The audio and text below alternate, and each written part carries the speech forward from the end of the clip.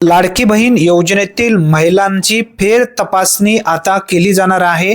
ज्या महिला अपात्र झाल्या आहेत अशा महिलांची यादी आता थेट तुम्हाला पाहता येणार आहे। कोणत्या ठिकाणी पाहता येणार आहे या संदर्भातील पूर्ण माहिती आपण व्यवस्थित समजून घेणार आहोत। त्यासाठी नक्की हा व्हिडिओ शेवटपर्यंत पहा।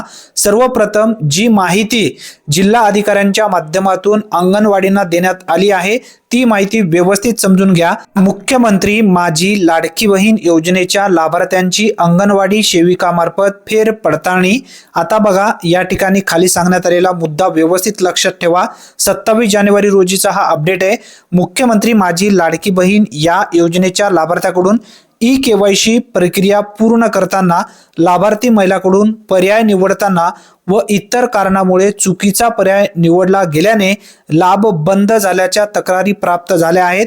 या त्रुटी दुरुस्त करण्यासाठी लाभार्थी महिलांकडून विनंती करण्यात येत आहे।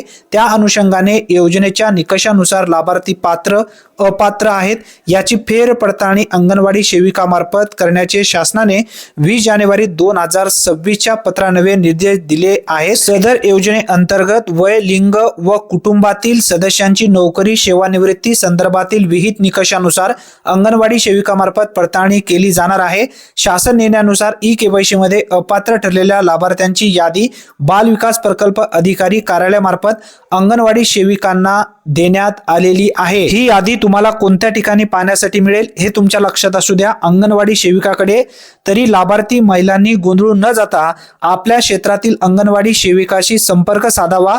लवकरच सदर फेर पडताळणी कारवाई करण्यात येणार असून सहकार्य करण्याचे आव्हान महिला व बाल विकास अधिकारी यांच्या माध्यमातून देण्यात आली आहे।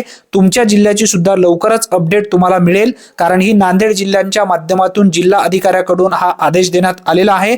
अंगणवाडी सेविकांना तुमच्या सुद्धा जिल्ह्याच्या लवकरात लवकर अपडेट येईल। जेव्हा अपडेट येईल तेव्हा आपल्या चॅनलवरती नक्की अपडेट घेऊया। धन्यवाद, पुन्हा भेटूया। तोपर्यंत जय हिंद, जय महाराष्ट्र।